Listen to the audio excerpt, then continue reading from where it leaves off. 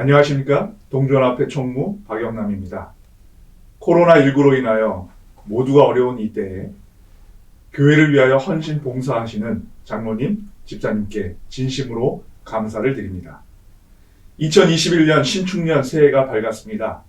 종합강습회와 각종 강습회를 해야 함에도 불구하고 정부의 방역 지침에 따라 비대면으로 진행할 수밖에 없는 현실이 매우 안타깝습니다. 그럼에도 불구하고 동전앞에 목회부는 정용만 목사님을 모시고 장로, 집사 강습회를 온라인으로 개최하려고 합니다. 단연간 장로, 집사 강습회를 지도해 오신 정용만 목사님을 통하여 새해에 맡겨진 새로운 직무와 그리고 앞으로 펼쳐나갈 사명에 대하여 좋은 결심의 시간이 되시기를 간절히 바랍니다. 감사합니다.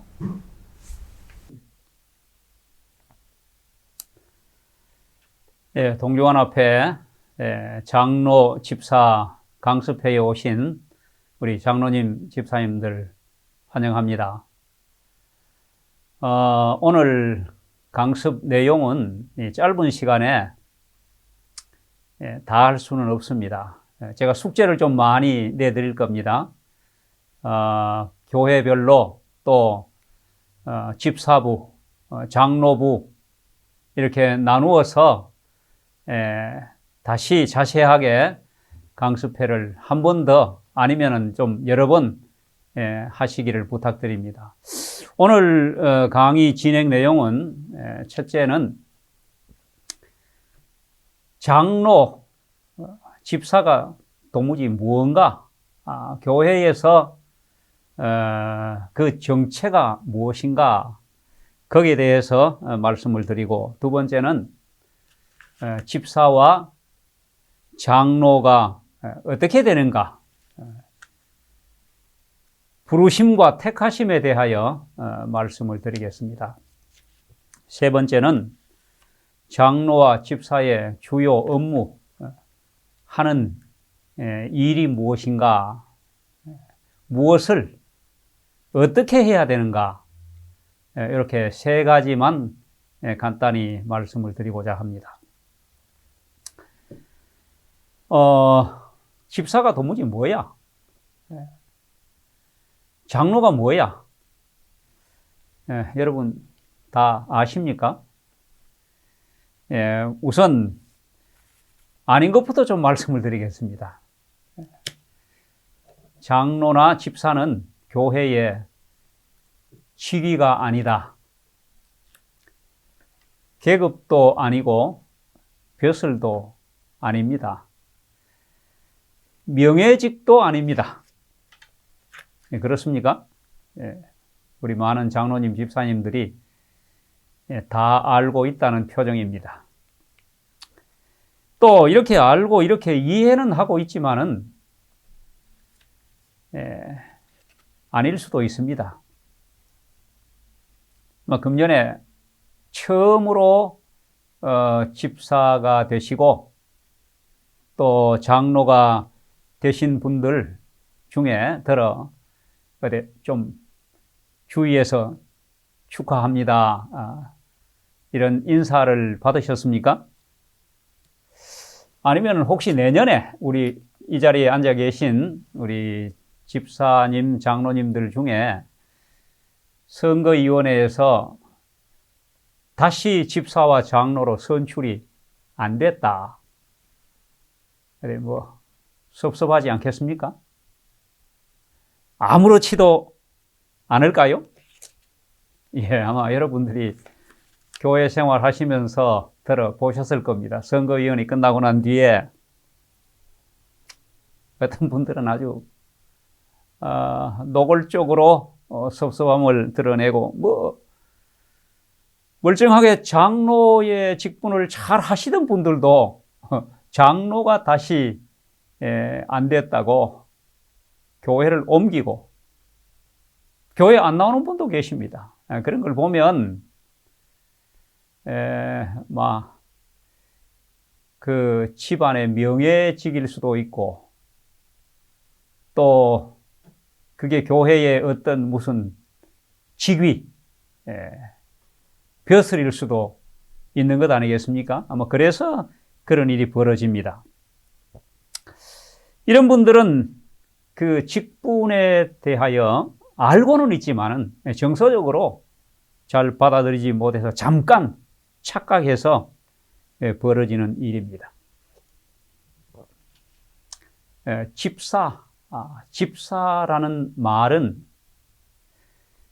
디아코노스라는 헬라어에서 왔는데 그 뜻이 종이라는 뜻입니다. 집사는 그 정체가 종입니다. 집사가 뭐야? 집사는 종입니다. 그럼 장로도 뭘까요? 장로도 종입니다.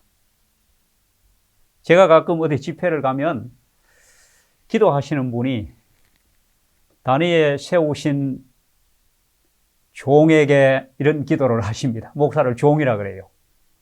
이제 종이라 하는 게 조금 부담스러우신 분들은 단위에 세우신 크신 종에게 이렇게 하기도 합니다. 사실은 정말로 종이라고 생각하고 기도를 하시면 단위에 세우신 종놈에게 이렇게 해야 맞는 것입니다. 목사도 종입니다. 예수님도 종입니다. 예수님도 종으로 이 땅에 오신 겁니다. 내가 섬김을 받으려 온 것이 아니고 섬기러 왔다. 그리고 주님은 종으로 죽기까지 복종하셨다. 너희 안에 이 마음을 품으라 곧 그리스도 예수의 마음이니. 그는 종으로 오셔서 섬기시고 죽기까지 복종하셨다. 종은 섬기는 전문가입니다. 그래서 장로도 집사도 교회에 어떤 직분을 맡은 사람도 다 섬기기 위하여 택함을 받은 종입니다. 종은 무조건 복종만 해야 합니다. 묻지도 따지지도 말아야 합니다. 이유를 대지도 않습니다. 집사는 종입니다. 장로도 종입니다. 직분을 맡은 모든 사람들은 정말로 종이 되어야 합니다. 이게 집사, 장로의 정체성입니다. 집사가 뭐야? 장로가 뭐야? 섬기는 종입니다. 종처럼 무조건 순종하는 그런 우리 집사님들, 장로님들이 되시기를 바랍니다. 요한복음 2장에 보면 가나의 혼인잔치의 이야기가 나옵니다. 잔치집에 포도주가 떨어졌습니다. 예수님이 종들을 불렀습니다. 돌항아리에 물을 갖다 채우라. 잔치하다 말고 포도주가 떨어졌는데 항아리에 물 채우는 물하고 포도주가 무슨 상관입니까? 이거 왜 합니까? 피곤하고 힘들고 바쁜데 시간이 없는데 쓸데없는 잔치하고 상관없는 일 이거 왜 합니까? 이렇게 따져야 맞는 겁니다.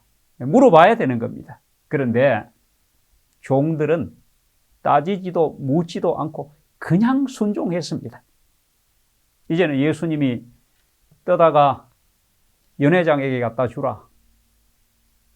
물이 포도주로 변했습니다. 이걸 우리는 예수님이 행하신 첫 번째 기적이라고 말합니다.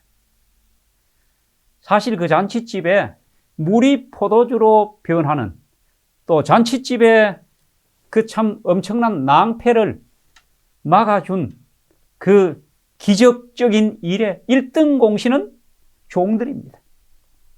물이 포도주가 되었다는 것은 질이 완전히 바뀐 기적입니다.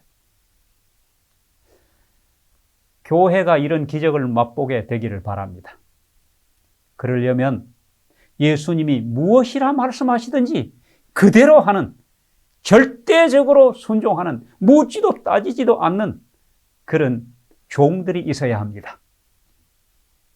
연회장은 이렇게 맛있는 포도주가 어디서 난지를 알지 못했지만은 물도온 종들은 알더라. 여러분, 오늘날 또 우리 금년에 우리가 섬기는 교회에 이런 기적이 일어나야 되지 않겠습니까? 죽을 수밖에 없는 영혼이 영원히 사는 생명으로 바뀌는 기적, 물이 포도주로 변하는 기적입니다. 정말 그동안 별로 분위기가 좋지 않고 이 교회 계속 다녀야 되나, 교회를 옮겨봐야 되나, 이런 생각을 할 만한 그런 교회가 정말 분위기 좋은 그런 교회로 바뀌는 기적, 그런 기적에는 종들이 필요합니다. 무조건 순종하는 종들이 필요한 것입니다. 우리 집사님, 장로님들이 이런 종의 정신으로 가나의 혼인잔치집에서 무조건 순종했던 그런 순종을 하시게 되기를 바랍니다. 다른 거 다 몰라도 괜찮습니다. 나는 종이다. 정말 종처럼 섬겨야 되겠다. 말만 종이 아니고 그런 정신을 가져야 되겠다. 이것 한 가지만 기억하셔도 교회가 달라지리라고 확신합니다. 맹물 같은 교회. 참, 정말 교회가 와도 재미도 없고, 감동도 없고, 아주 민민한 이런 맹물 같은 교회가 달콤한 포도주 같은 교회로 변화되는 일에, 이런 기적을 일으키는 일에 여러분들이 종의 역할을 감당하시고, 이 기적이 어떻게 해서 일어났는지 연회장은 알지 못하지만은 물도온 종들은 알더라. 얼마나 큰 특권입니까? 나는 종이다. 무조건 순종하는 종이다. 종은요, 자유가 없습니다. 종은 내가 이거 뭐 하고 싶은 거 하고 하기 싫은 거 안 한다. 선택권도 없습니다. 종은 소유권도 없습니다. 내게 없는 거예요. 뭐 아파서, 나는 건강이 안 좋아서, 시간이 없어서, 난 재주가 없어서, 할 마음이 없어서 안 하겠다, 못 하겠다, 왜 나만 시키느냐. 여러분, 종 아닙니다. 정말로 무조건 순종하는 종이 되기를 바랍니다. 가끔 내가 지난 안식일에도 식사도 한 번 하고 지난 안식일에도 식사도 한 번 했는데 다음 안식일에 또 하라고? 아니 무슨 뭐 동네 북이냐? 나만 자꾸 시키게? 내가 만만하냐? 이렇게 불평하는 우리 여집사님들도 있습니다. 종이면 10번 시켜도 예. 대답 딱 2가지만 하셔야 됩니다. 뭐 시키면, 뭐 부탁을 하면 예 하시든지 아멘 하시든지 그렇게 하시면 됩니다. 이게 종입니다. 오늘 금년에 처음으로 집사가 되신 분들, 또 장로가 되신 분들, 또 재직으로 부름을 받은 우리 모든 재직들, 진짜 종으로, 종의 정신으로 무조건 순종하여 교회의 기적을 이루게 되기를 바랍니다. 자, 집사가 뭐 저래? 저 장로 맞아? 이 무슨 소리입니까? 정체가 불분명하다는 겁니다. 정체불명이라는 거예요. 정체성이 없는 거예요. 장로는 장로 같아야 되고, 장로다워야 되고, 집사는 집사다워야 합니다. 야, 정말 저런 집사님만 우리 교회에 계신다면 정말 집사라고, 저 사람은 진짜 장로라고, 이런 이야기를 들어야 합니다. 우리 집사님, 장로님들 다 그렇게 되기를 바랍니다. 그렇게 되려면 첫째는 알아야 합니다. 우리가 속된 말에 알아야 면장을 한다 그러잖아요. 그러니까 이런 강습회도 그런 기회입니다. 집사가 뭔지, 장로가 뭔지, 교회의 직분이 뭔지를 알아야 되고, 또 뭘 알아야 됩니까? 나를 이렇게 존귀한 집사와 장로로 불러주신 하나님을 알아야 하는 겁니다. 하나님을 알지 못하면 아무것도 못합니다. 그리고 교회를 알아야 합니다. 내가 봉사할 교회, 내가 다니는 교회, 우리 교회에 대해 알아야 되고, 이 교회의 조직과 교회가 어떤 행정에 의하여 교회가 치리되는지 그걸 아셔야 합니다. 아는 대로 봉사해야 됩니다. 뿐만 아니라 내가 아는 대로 살아야 합니다. 그래야 사람들이 우리의 정체가 뭔지를 확실히 압니다. 야, 정말 집사 같은 집사, 정말 장로다운 장로님이다. 이게 우리의 정체입니다. 자, 이제 잘 정리가 되셨습니까? 집사가 뭐야? 장로가 뭐야? 우리가 선거위원회 발표에 보니 내 이름이 들어있으니까 나 집사 될 모양이구나. 나 이제 장로 될 모양이구나. 그렇게만 하는 게 아닙니다. 자, 여러분은 금년에 2021년도에 어떻게 집사가 되시고 장로가 되셨습니까? 아니, 작년에 장로였기 때문에 유임되신 겁니까? 아니면 금년에 처음 되신 분들은 나 잘 모르겠어. 깜짝 놀라서나 선거위원회 발표하는데 내 장로래. 나 집사래. 요람에 보면요. 제가 지금 수박 그달기로 지금 하고 있습니다. 자세히 다 못합니다. 사실은 아주 시시콜콜 예를 들어가면서 자세히 해야 우리가 참 이 교육의 효과가 있는데 시간 관계상 그렇게 못합니다. 제가 장로 강습만 11시간, 여러분 장로 요람대로만 해도 10시간 넘게 해야 되는 겁니다. 이 엄청난 분량을 합니다. 집사 요람, 역시 집사 강습도 한 10시간 넘게 해야 합니다. 자, 그래서 다 말씀드리지 요람에 보면 집사의 자격과 자질, 어떤 사람을 집사로 선출해야 되는지, 장로의 자격과 자질, 요람에 다 나와 있지만은 제가 이 시간에는 말씀드리지 않겠습니다. 왜냐하면 이미 여러분들은 집사가 되셨고 장로가 되셨지 않습니까? 지금 무슨 자격 논해봐야 필요 없습니다. 그저 집사는 집사 요람 공부를 좀 한번 하시고, 장로는 장로 요람을 정독하셔서 내가 정말 장로의 자격이 있는지 없는지, 또 집사의 자격이 있는지 없는지, 자질이 있는지 그런 걸 살펴보시고 그런 사람이 되도록 갖추는 일밖에 없습니다.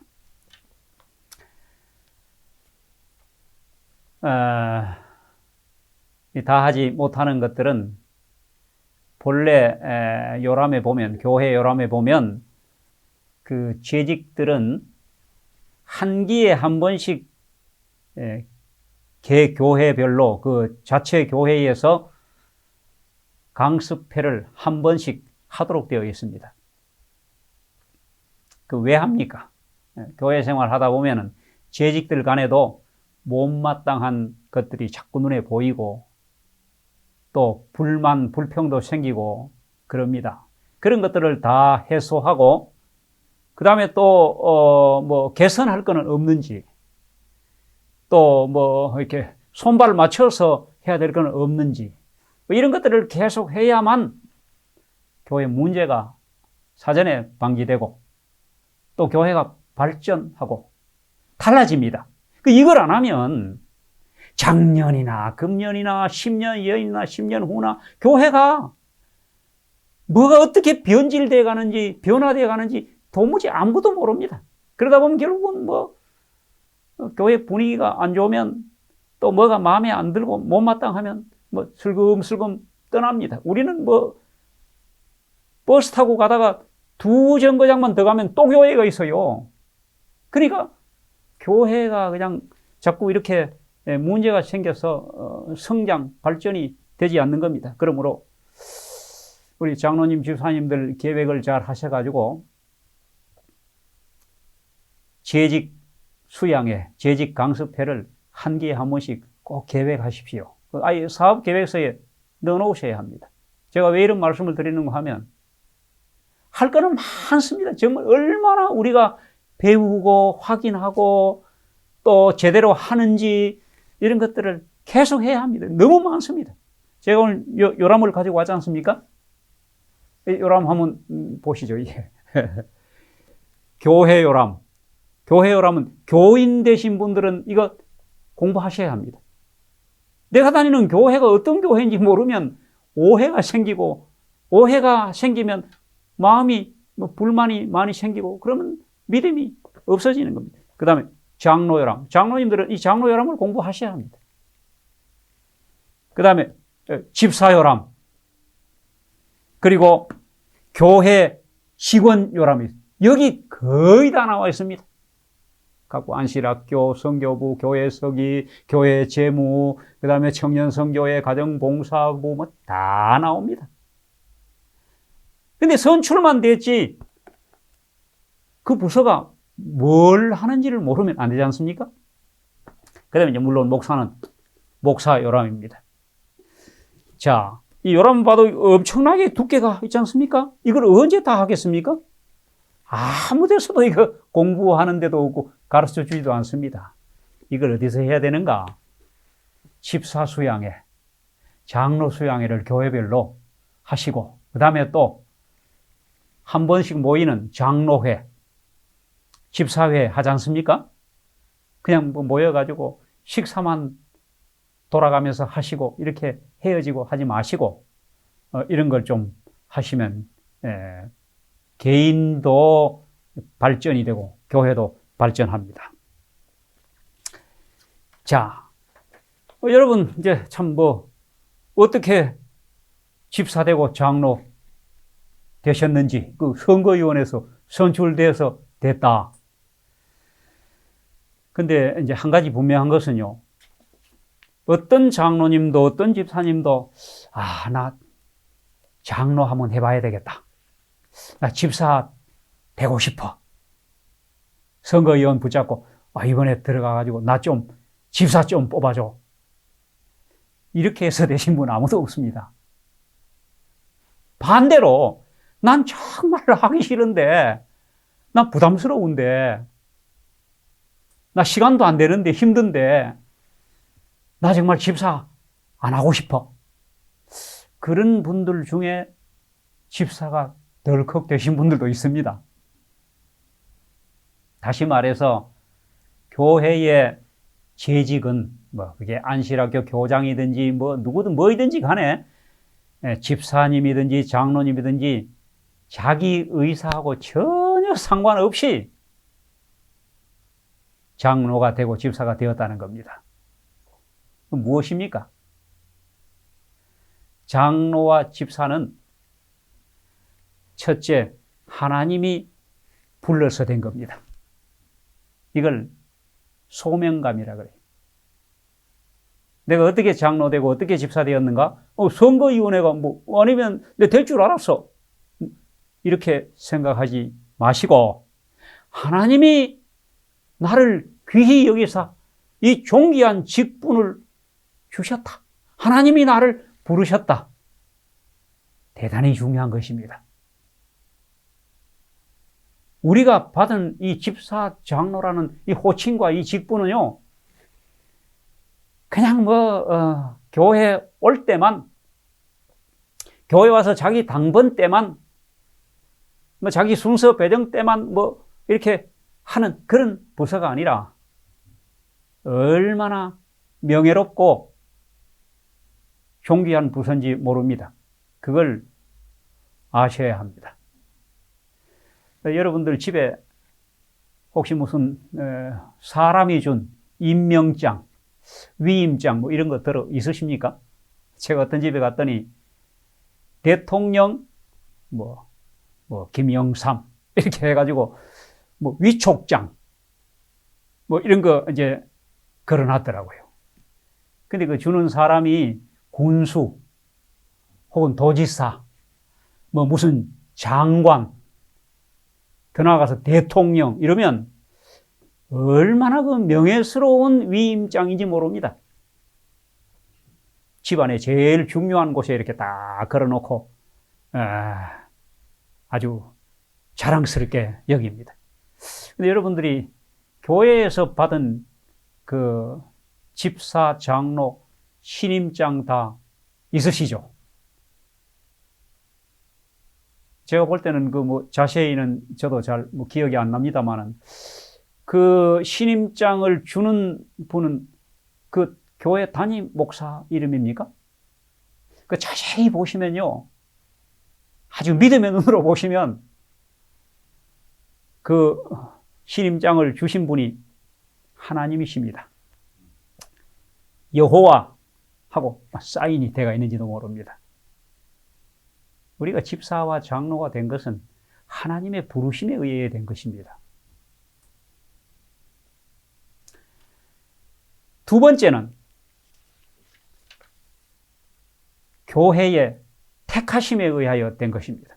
교회가 나를 집사로 택했기 때문에, 교회가 나를 장로로 택했기 때문에, 그래서 내가 장로와 집사가 된 것은 하나님의 부르심과 교회의 택하심에 의하여 된 것입니다. 그러므로 우리는 나를 임명하여 부르신 하나님, 그리고 나를 이 교회의 일꾼으로 택하신 교회를 잘 알아야 합니다. 자, 우리가 나를 부르신 하나님은 이제 좀 생략을 하고 우리가 교회를 좀 알 필요가 있습니다. 자, 나를 집사와 장로로 택하여 주신 교회, 그리고 내가 장로와 집사로 봉사할 교회, 우리 교회. 3년을 살아도 시어머니 이름을 모른다고 그러지 않습니까? 여러분, 내가 다니고 있는 교회, 나를 집사로 장로로 부르신 교회 이름은 아십니까? 너무 쉬운 질문입니까? 예, 제가 이런 말씀을 드리는 것은 우리 장로님 중에도 이름은 알지만은 자꾸 다른 이름을 지으려고 하는 분들이 있기 때문입니다. 우리 교회 이름은요, 하나님이 지어주신 이름이라고 믿어야 합니다. 제7일 안식일 예수 재림교회, 이게 우리 교회 이름입니다. 다른 이름 없습니다. 제7일 안식일 예수 재림교회가 어느 동네에 있기 때문에 그 동네 이름을 뒤에 붙이는 거예요. 그 지명 이름을 붙이는 거예요. 근데 요즘 행정위원회에 교회 이름 이렇게 바꾸겠다고 행정위원회 교회 이름 바꾸는 안건이 올라온다는 것은 참 이게 아주 정말 아이러니컬한 일입니다, 이게. 이름이 있는데 뭘 또 이름을 행정위원회에 앉아서 그거 이름 바꿔주는 행정위원들도 참 어찌 보면 생각이 없어요. 제1교회 한다고 제1이 됩니까? 중앙교회 한다고 중앙이 됩니까? 그 중앙 제1, 그게 제7일 안식일, 예수 재림이라는 그 의미보다 더 훌륭합니까? 아닙니다. 우리 재직들 정도 되시면 집사 장로님들은 우리 교회 이름에 자부심을 가져야 됩니다. 거기 우리 교회의 정체성이 들었고, 거기 우리 교회가 제7일 안식일, 창세기 나오는 거 아닙니까? 예수 재림, 요한계시록이 처음과 끝입니다. 여기 우리의 사명이 들어있는데 그 이름은 분명히 아셔야 합니다. 아주 중요합니다. 그리고 우리 교회의 행정을 아셔야 합니다.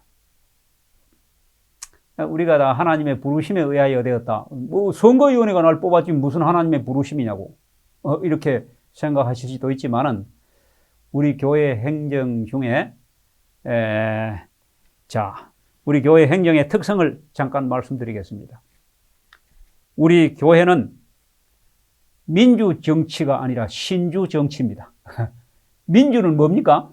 교인들 마음대로 뭘 이렇게 사람들의 그 여론과 투표에 의하여 다수가결로 뭘 결정하는 거지만은 교회는 하나님 마음대로 하는 겁니다. 신주 정치. 하나님은 독재입니다. 독재. 이걸 우리 재직들이 아셔야 합니다. 다시 말해서 하나님이 대의제라는 그 제도를 우리 교회에 주셔서 그 대표들이 결정했는데도 나 동의할 수 없다. 나 따를 수 없다. 그렇게 하면 잘못된 거다. 이렇게 끝까지 여러분 직원회가 왜 길어지고 행정위원회 모이면 왜 길어지고 왜 말이 많아지고 어떤 회의 끝나고 나면은 불만이 많고 그 다음에 뭐 그냥 패가 갈라지고 계속 해가 협조 안 하고 하다 끝까지 안 되면 막 그냥 나라의 이 나라의 세상 법정에까지 들고 가는 이건요 우리 교회 행정이 전혀 모르기 때문에 일어나는 일입니다. 이게 하나님이 살아계시고 교회 주인은 하나님이시고 하나님의 뜻대로 결정된 것인데 하나님보다 더 똑똑합니까? 예. 근데 하나님보다 교회를 더 사랑하십니까? 아니요. 이걸 받아들이고 믿어요. 교회는 신주 정치입니다. 하나님은 독재자입니다. 하나님의 뜻대로 하는 겁니다. 그래서 하나님은 교회에 회중 전체에 투표를 하는 게 아니고 대표를 뽑아서 합니다. 교회는 직원회에서 모든 걸 다 결정 다 합니다. 합회는 행정위원회, 거기에서 다 합니다. 그 다음에 사람을 선출할 때는 선거위원회. 소수만 뽑아가 하지 않습니까? 대의제를 꼭 아셔야 합니다. 대의제 왜 합니까? 대의제를 하는 이유는 연합이 깨지지 않도록 하기 위해서 합니다. 여러분, 교회 100명 모인 교회에서 어떤 중요한 일을 결정할 때 그거다 갖다 붙이면 만장일치로 결의될까요? 안 될까요? 만장일치는 고사하고 아마 안건이 10개 나올지도 모르고 10조각 날지도 몰라요. 그럼 교회 다 깨져버리는 겁니다. 아무것도 안 됩니다. 그래서 하나님께서 대표를 뽑아서 소수만 그 안에서 의견이 갈라지고 그 안에서 그냥 갑론을박하고 논쟁을 하고 하되 결정이 딱 되면 모든 거기에 대표자들은 아멘. 이게 주의 뜻이다. 이렇게 받아야 되는 거예요. 그리고는 이렇게 결정됐다 하는 그 얘기만 나와야지 거기서 표가 아슬아슬하게 갈라졌느니 이런 반대가 나온 이렇게 회중들에게 알리기 시작하면 교회가 연합이 깨지는 겁니다. 대의제의 가장 중요한 목적은 교회의 연합이 깨지지 않도록 하기 위하여 주어진 제도입니다. 그걸 우리가 믿어야 합니다. 교회 행정의 지침서는 바로 교회 요람입니다. 가끔 우리 장로님들이 저한테 전화를 하십니다. 교회 지금 선거위원회 하다가 이런 문제가 생겼습니다. 어느 게 옳습니까? 요람에 다 나와 있습니다. 우리 장로님들은 정말로 교회 요람을 잘 공부하시고 요람대로 교회를 치리하시기 바랍니다. 지도자는 집사, 장로 되는 이 교회의 재직들은 정말로 요람을 공부하셔야 됩니다. 교회 요람, 목사 요람, 장로 요람, 집사 요람, 직원 요람, 이런 요람들을 숙지하고 이 요람을 기본 원칙으로 교회를 운영하고 치리해야 합니다. 자, 우리가 이런 걸 잘 모르기 때문에요. 교회 조직하고 난 뒤에 문제가 들어 생깁니다. 여러분들의 교회는 선거위원회 끝나고 난 뒤에 별 문제가 없었습니까?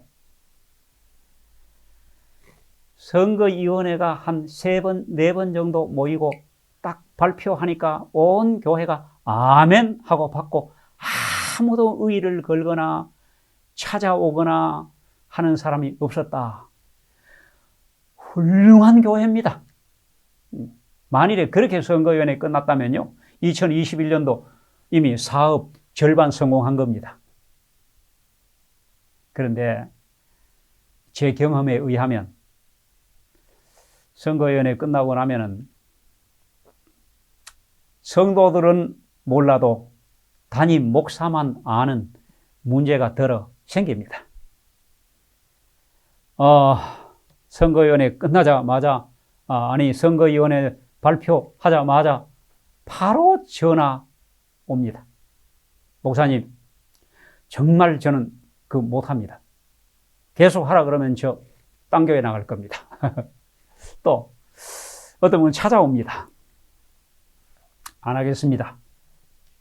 아예 어떤 분들은 선거위원회 발표만 했는데도 하얀 봉투 들고 옵니다.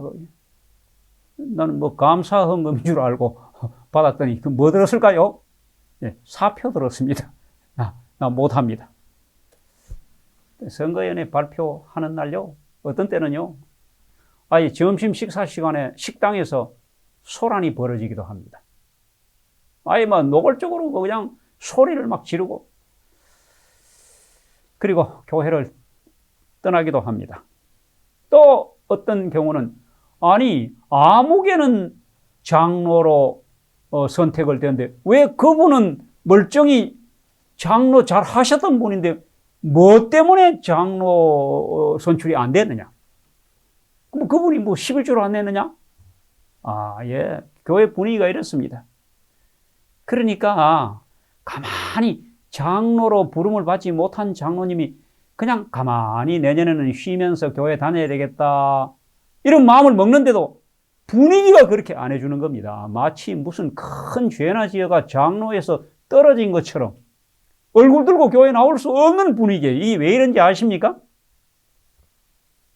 교회 행정, 우리 교회의 특별한 교회 행정 조직을 모르기 때문에 그래요. 대의제를 모르시니까 그렇고, 우리 교회 선거제도의 특수성을 모르니까 그렇고, 우리가 받은 직분이 이게 벼슬도 아니고 명예도 아니고 지위가 아니라는 그 사실을 모르기 때문에, 종이요 봉사자라는 걸 모르기 때문에 그런 거예요. 이런 것들만, 우리 모든 성도들과 재직들이 이런 것들만 정말 숙지하고 있으면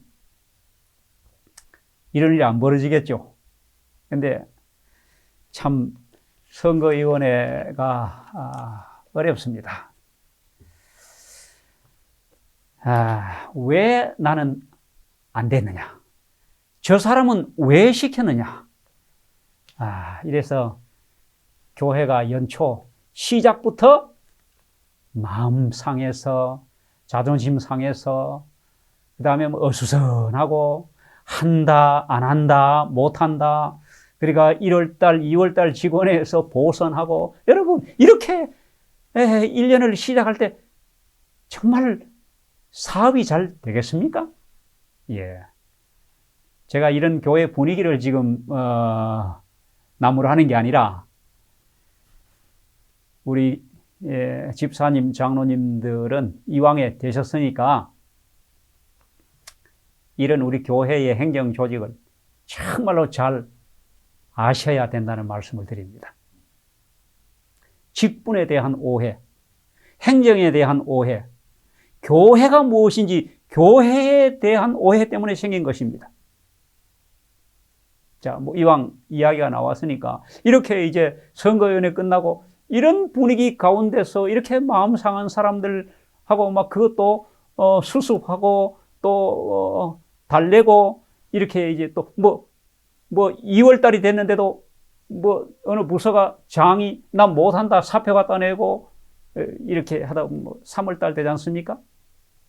뭐 참 1년 사업이 힘들잖아요. 그렇게 한 7개월 지나면 또 선거위원회 해야 되는 겁니다. 자, 이게 우리 교회 발전 저해 요인 가운데 하나입니다. 자, 그래서 어떤 교회들은요, 막 선거위원회 좀 안 하면 좋겠다 이거 2년짜리 하지 않습니까?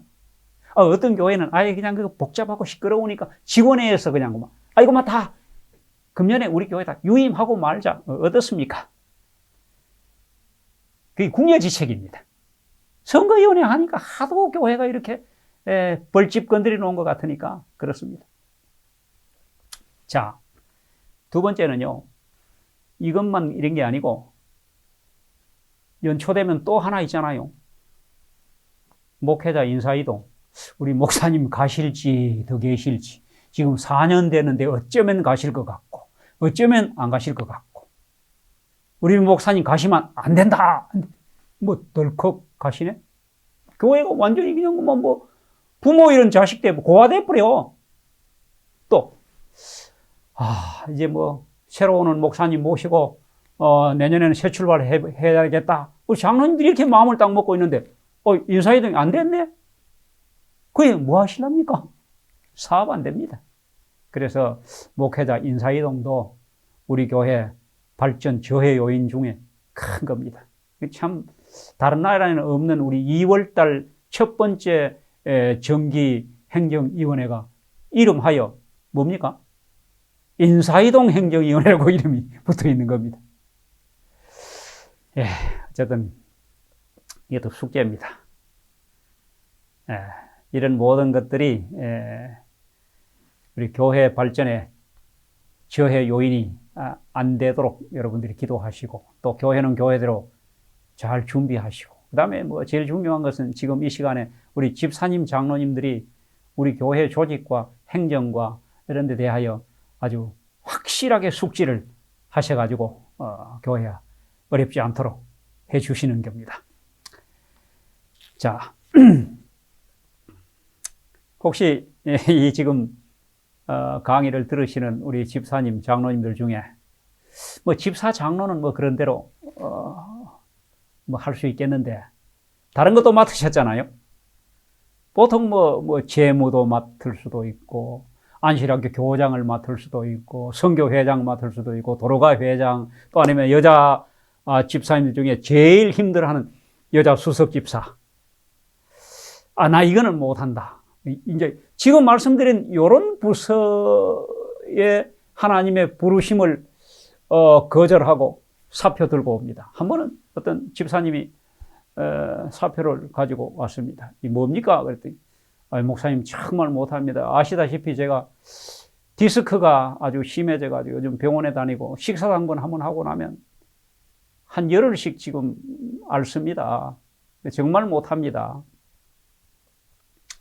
목사에게 사표를 가져옵니다. 그럼 제가 그 직원에 갖다 내고 보선을 해야 될까요? 그래서 제가 그렇게 얘기했습니다. 집사님, 하나님이 불러주셨는데 목사가 사표 받을 자격은 없습니다. 저는 못 받습니다. 그래도 목사님이 직원에 좀 내주십시오. 제가 이랬어요. 월급 받고 하는 것도 아니고 이 직분은 봉사직입니다. 봉사라는 것은 안 해버리면 됩니다. 집사님 직분 그냥 가지고 계시고 힘들면 하지 마세요. 안 해버리면 됩니다. 괜히 교회 행정 복잡하게 하시지 말고 그냥 안 해버리십시오. 아이고 그래도 부담스러워가지고 안 된다는 겁니다. 그 다음에 제가 그랬어요. 집사님 디스크 있는 거 집사님도 아시고 담임 목사도 알고 하나님 모르실까요? 여러분 하나님 모르실까요? 아실까요? 다 아십니다. 하나님이 아시고도 집사로 부르실 때는 하나님 무슨 대책이 있지 않겠습니까? 예, 대책이 있으십니다. 그러니까 알고도 부르신 하나님 믿고 금년 봉사하십시오. 그러면 혹시 아십니까? 하나님이 디스크 바로 낫게 해주실지, 아니면 수술 잘 받게 해주실지, 아니면 그것도 아니면 아마 하나님께서 집사님의 그 마음과 봉사를 받으시고 복을 주실 겁니다. 믿음의 복을 주시든지, 사업의 복을 주시든지, 건강의 복을 주시든지, 아니면 자녀들에게 복을 주시든지. 하나님 사업하는데 공짜는 없습니다. 하나님 절대로 공짜로 시키지 않습니다. 여러분 어디 집사님, 장로님들 믿으십니까? 아멘 하십시오.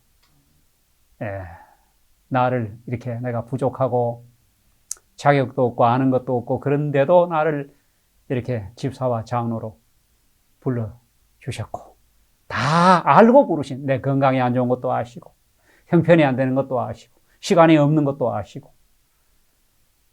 자, 있는 것만 하나님이 받으실 겁니다. 마음만 하나님께 드리고 열심히 봉사하시게 되기를 바랍니다.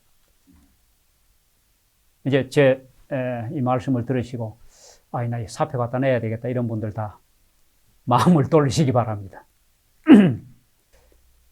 이제 장로와 집사가 교회에서 하는 업무가 무엇인가, 무슨 일을 하느냐, 무엇을 그리고 어떻게 해야 되는가에 대하여 말씀을 드리겠습니다.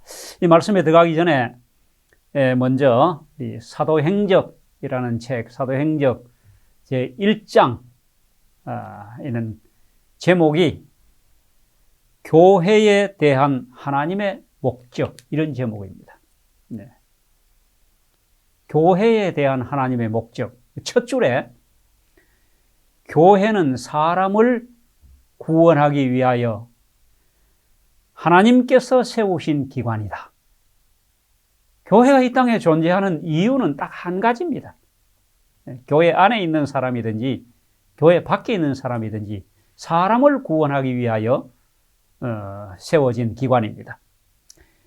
교회는 봉사를 위하여 조직되었고, 우리가 선거위원회 한다는 이 말은 해마다 교회를 조직한다는 말입니다. 뭔가 이렇게 조직을 해야 질서도 잡히고 또 사업도 효과적이고 능률적으로 할 수 있기 때문입니다. 그 조직에 의해서 우리 여러분들이 집사도 되고 장로도 되신 겁니다. 조직원들입니다. 그래서 재직 강습회, 조직 강습회입니다. 그 다음에 계속해서 보면 교회는 봉사를 위하여 조직되었으므로 그 사명은 온 세상에 복음을 전하는 것이다. 자, 조직원들로서 장로와 집사가 되신 여러분들이 하는 주요 업무가 뭡니까? 온 세상에 복음을 전하는 것입니다. 영혼을 구원하는 것입니다. 우리가 교회 사업계획서에 각 부가 사업계획을 세우고 예산을 세워서 1년 내내 뭘 하지 않습니까? 꽁 잡는 게 매라고 무조건 영혼을 구원해야 됩니다. 그 영혼이 교회 안의 영혼이든지 교회 밖의 영혼이든지 구원해야 합니다. 우리 집사님, 장로님들에게 할당을 드리면 어떨까요? 집사님들은 무조건 금년 한 해 동안 1명 침례 줘야 된다. 장로님들은 2명 침례 줘야 됩니다.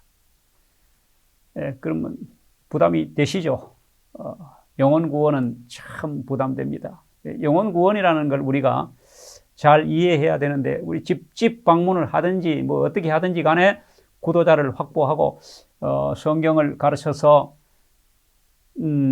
침례를 줘야만 영혼 구원입니까? 그래, 우리 교회가 그렇게 해왔지 않습니까? 뭐 어떤 해는 10명도 주고 어떤 해는 20명도 침례를 줬는데 근데 영혼 구원이 잘 됩니까? 예. 그렇게 해서 침례는 주지만은 잔존율, 교회에 끝까지 남는 확률이 아주 작고 적고 또 멀쩡히 교회 잘 다니시는 분들 중에도 어느 날 보면 안 보여서 뭐 교회 떠나고 이런 일이 지금 반복되고 있지 않습니까? 그렇다면 영혼 구원이라는 그걸 좀 바꿔야 됩니다. 영혼 구원은 첫째는 이 교회 안에 영혼들이 와서 살 수 있는 영혼들이 살아남을 수 있는 여건을 만들어야 되는 거예요. 교회 한 번 들어오면 여기서 그냥 살아남아서 하늘까지 가도록 하는 것이 영혼 구원이지 않습니까? 침례만 몇 명 줬다. 이게 뭐 침례 받는 것만 영혼 구원이 아닙니다. 자, 그래서 제일 중요한 영혼 구원은 영혼을 감당할 수 있는 교회를 만드는 겁니다. 그게 바로 우리 집사님들과 장로님들이 하셔야 할 대단히 중요한 업무입니다. 자, 이렇게 하려면 우리 장로 집사님들이 정말 솔선수범하고 모범을 보여야 합니다. 제일 영향력 있고 확실한 전도는 보여주는 겁니다. 그래서 제가 자주 하는 말 중에 그 새신자를 데리고 우리 교회에 오셔가지고 그 새신자에게 교회에 오셔가지고 아무리 봐도 잘 안 보이는 하나님 보려고 하지 말고 사람 보고 교회 다니라. 어떻습니까? 그렇게 말씀하실 수 있습니까? 아니면 비겁하게 자신이 없어가지고 교회 다니는 사람도 똑같으니까 사람 보고 다니지 말고 누구 보고 다니라고? 하나님 보고 다니라고. 이렇게 말하지는 않습니까? 예. 이제부터는 우리 장로님, 집사님들이 봉사하고 있는 교회에 오시는 새로운 영혼들을 보고 그렇게 말씀하지 마시고 사람 보고 교회 다니라. 사람 보고 교회 다니라. 이렇게 말할 자신 있는 그런 교회로 만드시기를 바랍니다. 어떻습니까? 그보다 더 확실한 영혼 구원은 없죠. 뭐 정말 그렇게 자신 있게 말할 수 있다면 아마 많은 사람들이 내 친구도 데려오고 싶고 우리 형님도 데려오고 싶고 우리 어머니도 데려오고 싶고 이래야 전도가 되는 것이지. 나도 여기 지금 마음에 안 들어가지고 이런 분위기 가운데서 힘들게 신앙생활을 하는데 전도 안 됩니다. 자, 오늘 그 재직 수양의 이 집사 장로 강습회를 하시는데 뭐 지금 아직 이 비대면으로 예배 드리는 가운데 이제 이 강의를 여러분들이 들으실 때 이제 이게 다 끝나서 교회당에 다 우리 집사 장로님들이 모여서 이 강의를 들으실지 아니면은 소그룹으로 들으실지 모르지만은 만약에 모여서 들으신다면 한번 둘러보십시오. 지금 우리 교회 장로가 몇 분이고 집사가 몇 명인데 몇 명 앉아서 지금 듣고 계시는지 한번 세보십시오. 지금 몇 % 참석하셨는지. 이게 우리 교회의 힘입니다. 우리 교회의 맨 얼굴입니다. 제가 재직 수양회를 지역교회에 갑니다. 안식일 날 예배 끝나고 점심 식사 후에 주로 하는데 집사님, 장로님들은 아주 핵심 재직들이지 않습니까? 주인들이에요. 근데 오후에 안 오시는 겁니다. 담임 목사가 그냥 어쩔 줄 몰라요. 미안해서. 안 오시는 겁니다. 오전에는 예배 드리러 오셨는데 아니 재직 수양회에 장로가 안 오시고 집사가 안 오시면 뭐 그럼 끝입니다. 아니, 재직이 이 모양이면 그럼 뭘 할 수 있겠습니까? 아무것도 못해요. 자, 제가 이런 말씀을 드리는 것은 뭐 교회가 다 그렇다는 건 아니고 우리 재직들은 장로님, 집사님들은 오셔야 합니다. 장로회, 장로 빠지면 안 됩니다. 한 분도 빠지면 안 됩니다. 직원회, 절대로 결석하면 안 됩니다. 직원회 결석하시려면, 어찌 보면 참 장로직을 내려놓으셔야 될지도 몰라요. 얼마나 중요한 집회입니까? 그리고 장로님, 집사님, 집사회, 무슨, 당번 빠지면 안 됩니다.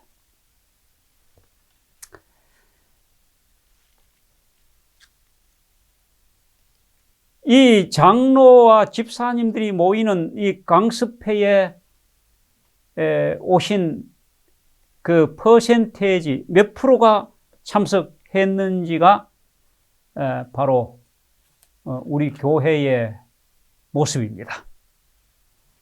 자, 이제 그 교회의 존재 이유는 영혼구원에 있고 조직에 의해 가지고 우리가 집사 장로가 되어가 교회에 뭘 한다고 봉사하는 이 봉사의 목적도 영혼구원에 있습니다. 우리 집사님, 장로님들이 정말로 너무도 손쉽고 너무도 간단한 선교, 영혼구원하는 일 제가 말씀드리겠습니다. 다음 안실부터 달라집니다. 첫째, 우리 교회 모든 집사, 장로님들 예배에 반드시 참석하시기 바랍니다. 다음 안식일 우리 집사 장로님들이 한 분도 빠짐없이 9시 15분까지 교회 의자에 앉아 보십시오. 안실학교 교장의 눈이 휘둥그레질 겁니다. 야, 이거 내가 안실학교 교장을 잘해서 그런가? 신명 날 겁니다. 그만 그렇겠습니까? 안실학교 교장만 그런 게 아니고 벌써 안실학교 시작할 때 교회가 여러분 집사 장로 교회 3분의 2입니다. 그렇지 않습니까? 집사 장로 빼고 나면 교인, 아이들하고 청소년들 몇 명 있지, 누가 있습니까? 다 집사 장로예요, 교회에. 그럼 집사님, 장로님들만 9시 15분에 교회에 딱 와서 앉으면, 그날 그 분위기 자체로 벌써 은혜 받습니다. 서로가, 이제 우리 교회 금년에 뭐가 될 것 같다. 가장 확실하게 교회의 힘을 보는 겁니다. 그 자체로 벌써 은혜를 받는 겁니다. 쉽습니까? 그렇게 하시기 바랍니다. 그것도 못하면 아무것도 못합니다. 다른 거 아무리 잘해봐야 빛이 안 납니다. 결석, 지각하지 말고 정각에 모든 집사님, 장로님들이 집회에 참석해 주시기 바랍니다. 하실 수 있겠습니까? 아멘 하십시오. 예. 이거는 내 신앙입니다. 이거는. 다시 말해서 선교를 위한 분위기 만드는 게 아니고 이게 내 신앙이에요. 집사, 장로쯤 되면 이게 집사다운 것이고 이게 장로다운 거, 이게 정체예요. 아니, 장로님이 지각하고 집사님이 결석하면 이 정체불명이야. 이게 집사 맞아? 이런 얘기를 듣는 겁니다. 두 번째, 교회 오실 때 옷 좀 잘 입고 오십시오. 우리가 사람 만나러 갈 때는요, 옷 신경 많이 씁니다. 근데 하나님 만나러 성전에 올 때 설사 그것이 저녁 예배를 할지라도 신경 좀 쓰시기 바랍니다. 여러분, 하나님의 성전에 올 때 깨끗하고 아주 정갈한 단정한 옷을 입고 오라는 옷에 대한 이야기를 와이프인이 정말 많이 했습니다. 제가 뭐 시간이 없어서 커테이션 다 읽어드리지 못합니다. 옷 잘 입고 오라는, 어떻게 말씀하셨는가 하면요, 안식일날 조금 적당하지 못한 옷을 입고 오는 가난한 사람들에게 옷을 선물하라 그래서요. 옷을 한 벌 선물해서라도 그분이 안식일날 하나님 앞에 나올 때 좋은 옷을, 깨끗한 옷을 입고 나오도록 말씀하신 겁니다.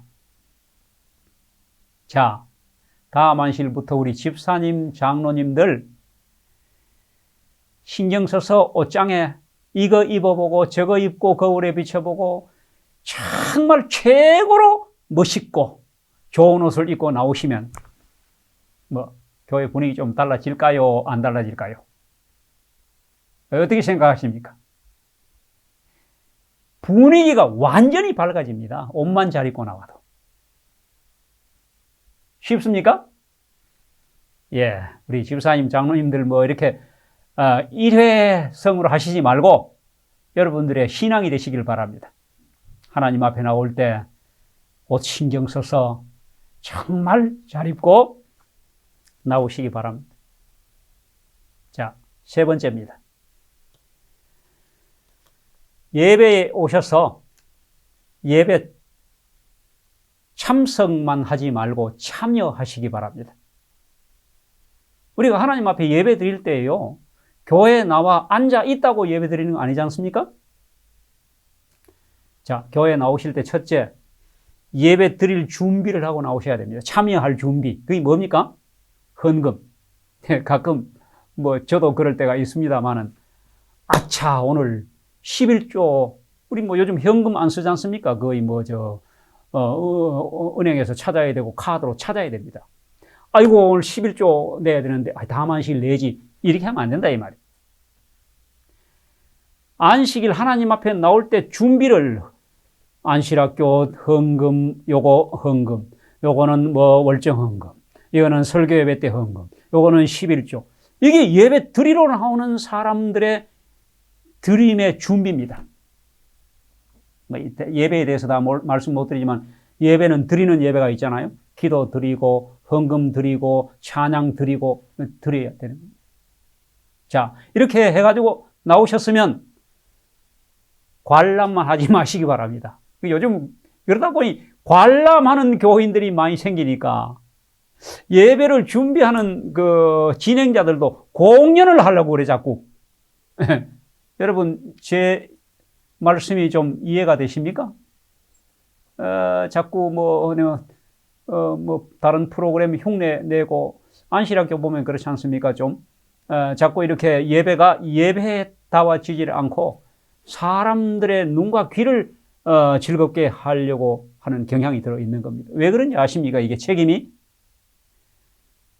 우리 성도들이 다 그런 걸 팔짱 떡 끼고 이렇게 구경만 하고 듣기만 하고 보기만 하는 겁니다.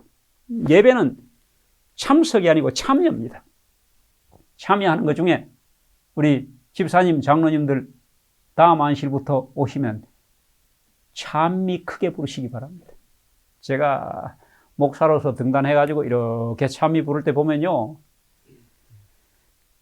입 안 벌리는 분들 많습니다. 찬미를 안 불러. 찬양은 하나님께 드리는 예배입니다. 그거 하러 교회에 왔는데, 여러분 찬양을 크게 부르시면 우리 마음에 감동이 오고 은혜를 받습니다. 정말 하나님의 성호를 찬양하시기 바랍니다. 찬미 크게 부르기. 한 사람도 빠짐없이 다 부르기. 집사님, 장로님들만 연합해서 하시면 그 소리에 은혜 받습니다. 갑자기 안식일 날만, 집사 장로 강습회 듣고 나더니 그 다음 안식일부터 찬미의 소리가 배로 커졌다. 여러분, 지금보다 2배, 3배 커져야 되는 거예요, 사실은. 다 부르면. 제 말, 틀린 말입니까? 예. 찬미 크게 부르시고, 찬미에 다 참여하시기를 바랍니다. 이것만 해도 교회가 달라집니다. 그 다음에 참여하는 것 중에 아멘 좀 하십시오. 아멘. 아, 우리 교회 정말 아멘에 인색합니다. 뭐 아멘에 세금 붙는지 왜 아멘을 안 하신지 모르겠어. 목사가요, 한참 설교하는데 아멘 소리가 너무 없으면 이거 뭐 내가 설교 잘못하고 있나? 설교 점점 못합니다. 여러분, 아멘 소리만 크게 화답해 주셔도 목사가 설교가 날마다 은혜스럽고 좋아질 겁니다. 근데 이게 진정한 영혼 구원을 위한 영혼이 교회에 들어오면 죽지 않고 끝까지 살아남게 하는 예배를 바꾸는 것입니다. 이거 장로님, 집사님들만 해주셔도 되는 겁니다. 저는 뭐 1년 내내 가도 예를 들면 뭐 예언의 신부장, 예언의 신부장 죄송합니다만은 뭐 우리 성도들이 볼 때 크게 뭐 하는 역할이 없는 것 같은. 그래서 실제로 부서가 옛날에 있었는데 없어진 부서도 있지 않습니까? 부서를 하나 만드시기 바랍니다. 아멘 부장. 어떻습니까? 그러니까 아멘을 이렇게 말씀드리면 다음 안식일에 조금 커질지 몰라요. 나중에 커졌다가 점점 저거 나중에 제자리로 돌아갑니다. 그러니까 이렇게 되지 않도록 입 좀 풀고 아멘 연습해야 됩니다. 아멘. 아멘. 아멘. 모든 성도들이 참이 끝날 때도 아멘. 또 어떤 순서 맞고도 아멘. 기도 때도요. 여러분, 기도 중간중간에 아멘 소리가 나와야 기도하는 사람도 막 정말 감동적으로 하나님께 기도를 올리고 설교하는 분들도 중간중간 아멘을 해줘야 설교가 정말 성도들이 내 설교를 듣고 있구나. 은혜를 받고 있구나. 이래서 설교 잘하게 되는 겁니다. 아멘 크게 하기. 찬미 다 같이 부르고 크게 부르기. 여러분, 이것만 해 주셔도 달라질까요? 여러분, 우리가 사업이라는 게 주요 업무라는 게 대단한 것 아닙니다. 그 외에 무슨 식사당번, 이게 다 중요하지만은 정말로 교회를 바꾸는 건 그 다음 안식일에 반찬 좀 몇 가지 더 했다고 맛있게 먹기는 하지만은 그거 가지고 달라지는 거 아닙니다. 그러니까 우리 집사님, 장로님들이 주요 업무입니다, 이거. 예배를 바꾸는 거예요. 교회 분위기를 바꾸는 겁니다. 그럼 네 번째. 우리 장로님, 집사님들은 교회에 오셔가지고 만나는 사람마다 붙잡고 안부 묻고 인사하기. 어때요? 아니, 우리 다 사람마다 달라서 내성적인 사람은 침투전도 가정방문 못합니다. 그런데 아는 사람은 할 수 있잖아요. 우리가 아는 사람. 교회에 오는 사람, 그 사람도 우리가 구원해야 될 영혼이에요. 겉으로는 멀쩡하지만은 그 사람이 지금 정말로 외롭고 힘들고 격려와 위로가 필요한 사람인지도 모릅니다. 그러니까 우리 집사님, 장로님들은 교회에 오시면 그냥 만나는 사람마다 붙잡고 안부 묻고 그 다음에 인사하고 이것만 잘하셔도 그분이 그 장로님 때문에 교회에 오셔가지고 목사님의 설교는 뭔지 몰라도 자기를 그렇게 관심 가져주고 안부 묻고 인사하고 하는 그 장로님, 그 집사님에게 은혜 받고 가는 겁니다. 자, 어려운 거 아니죠? 그것도 나는 못할 것 같다. 이런 분 아무도 안 계시죠? 예. 이것만 잘해주셔도 다음 안식일부터 우리 교회 바로 달라집니다. 큰 것 아닙니다. 그래. 할 수 있으시겠죠?